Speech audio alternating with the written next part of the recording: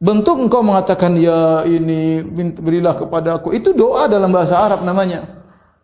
Meminta. Wahai fulan, aghithni, tolonglah aku. Itu namanya doa dalam bahasa Arab. Tidak boleh kau lakukan kecuali hanya kepada Allah. Ya. Jadi itulah syirik, berdoa kepada Allah, berdoa kepada selain Allah Subhanahu wa taala. Makanya kata Syekh Abdul Wahab, "Faman sarafa minha syai'an li ghairillah fa huwa musyrik kafir." Barang siapa yang memalingkan ya dari doa, dia berdoa kepada selain Allah, maka dia telah musyrik dan kafir. Maka dia telah musyrik dan kafir. Berarti dia terjerumus dalam kesyirikan. Wad dalil qauluhu ta'ala. Adapun dalil bahwasanya orang yang berdoa kepada selain Allah adalah kafir dan musyrik, Allah berfirman dalam surat Al-Mu'minun, "Wa may yad'u ma'allahi ilahan akhar la burhana lahu bihi fa inna ma hisabuhu 'inda rabbih innahu la yuflihul kafirun." Perhatikan. Surat Al-Mu'minun ayat 117.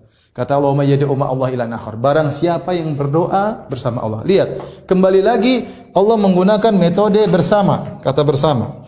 Kata Allah Subhanahu wa taala, perhatikan sini ya. Barang siapa yang berdoa bersama Allah, kali lagi. Ma'a itu artinya bersama. Artinya dia berdoa kepada Allah dan juga berdoa bersama Allah. Ilahan akhar, sesembahan yang lain. Dia mengambil sekutu. Semua yang orang berdoa kepadanya selain Allah itulah sesembahan, sembahan baginya. Berdoa kepada nabi, berdoa kepada wali, berdoa kepada malaikat, berdoa kepada jin. Itu semua syirik. Orang Nasara berdoa kepada Nabi Isa. Syirik atau tidak? Syirik, kafir. Ya. La burhana lahu bihi inda rabbih. Maka la burhana lahu bihi, maka dan mereka tidak punya dalil akan hal ini, fa inna ma hisabuhu inda rabbih, sungguhnya hisabnya dikembalikan kepada Rabbnya, innahu la yuflihul kafirun, sungguh tidak beruntung orang yang kafir. Perhatikan. Allah memvonis orang yang berdoa kepada selain Allah termasuk orang-orang kafir. Dalilnya ada. Maka jangan main-main kita dalam masalah ibadah. Anda tahu ibadah itu hanya haknya Tuhan, maka jangan serahkan kepada selain Allah. Apa hubungan kita hamba dengan Tuhan? Hubungan hamba dengan Tuhan itu sang hamba beribadah kepada Tuhan. Bagaimana kemudian hamba beribadah kepada hamba yang lain? Beribadah kepada api, beribadah kepada matahari, sama-sama makhluk, sama-sama hamba. Beribadah kepada nabi, beribadah kepada wali kutub, beribadah kepada enggak. Kita beribadah hanya kepada Allah Subhanahu wa taala. Wa fil hadis, kemudian beliau sebutkan lagi dalil yang lain. Ya. Kata Nabi sallallahu alaihi wasallam, ad-du'a'u mukhul ibadah. Ad-du'a'u mukhul ibadah. Doa itu intisari ibadah.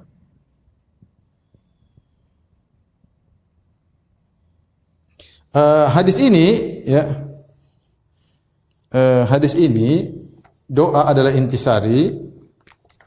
Mukh itu artinya intisari. Mukh itu artinya sumsum ibadah, intisari ibadah. Ini hadisnya secara sanad hadisnya dhaif, tetapi secara maknanya benar. Karena memang doa adalah intisari dari ibadah, ya. Dan juga datang dalam riwayat yang ad-du'a'u huwal ibadah. Doa adalah ibadah. Dan ini adalah metode Nabi SAW ketika ingin menekankan sesuatu. Seperti kata Rasulullah SAW, al-hajju arafah. Haji itu adalah wukuf di padang Arafah. Bukan berarti haji cuma wukuf di padang Arafah. Haji kegiatannya banyak. Haji ada tawaf, ada sa'i, ada mabit di Mina, ada lempar jamarat, ya banyak. Ada sembelih kambing, sembelih onta. Banyak kegiatan haji. Di antaranya wukuf di padang Arafah. Tetapi Nabi mengatakan al-hajju arafah. Haji itu intinya wukuf di padang Arafah. Artinya dialah rukun haji yang paling penting daripada yang lainnya. Sama ketika Nabi mengatakan ad-du'a'u mukhul ibadah. Doa adalah intisari ibadah atau doa'u huwal ibadah. Doa adalah ibadah. Menunjukkan doa adalah intisari dari ibadah. Kenapa saya katakan demikian? Atau kenapa Nabi mengatakan doa adalah intisari ibadah? Karena ketika doa nampaklah bukti Anda sebagai hamba.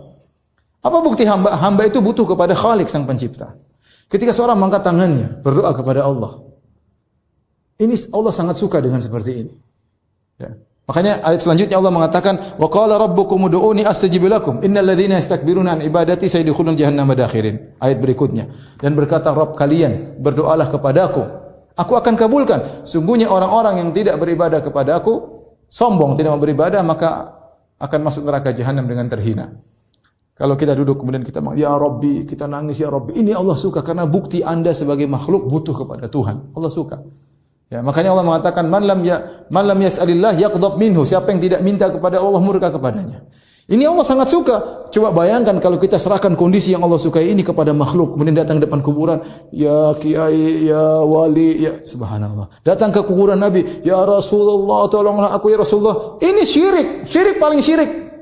Ada syirik pergi ke dukun, ada syirik menyembelih kepada selain Allah. Ada syirik bertawakal kepada selain. Syirik paling syirik, super syirik adalah berdoa kepada selain Allah. Makanya Allah mengatakan, "Wa man adhallu mimma yad'u min dunillah." Siapa yang paling sesat dari orang yang berdoa kepada selain Allah? Bukti Anda sebagai hamba, Anda berdoa mengakui keagungan Tuhan yang Anda mintai, mengakui kelemahan hinaan Anda tidak mampu, makanya Anda minta kepada Dia. Ternyata Anda minta kepada malaikat, kepada jin, kepada wali, kepada pohon, kepada batu, kepada matahari. Maka ini adalah super syirik. Tidak ada syirik paling parah seperti syirik berdoa kepada selain Allah Subhanahu wa taala.